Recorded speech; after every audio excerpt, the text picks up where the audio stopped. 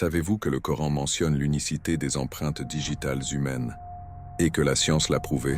Il y a plus de 1400 ans, le Coran a parlé d'un détail étonnant du corps humain que la science moderne n'a découvert que récemment. L'unicité des empreintes digitales. Le verset du Coran, Surat al-Qiyamah, verset 4. Oui, nous sommes capables de reconstituer parfaitement ses doigts. Explication du verset.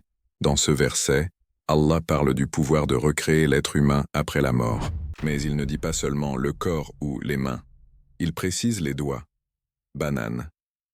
C'est une précision remarquable, car les doigts portent une caractéristique unique à chaque être humain. Les empreintes digitales. À l'époque du prophète Muhammad, personne ne connaissait cette particularité. Pourtant, le Coran la mentionne clairement, montrant que Dieu sait ce que les humains découvriront bien plus tard. La découverte scientifique. En 1880, le scientifique britannique Sir Francis Galton a prouvé que chaque être humain possède des empreintes digitales uniques.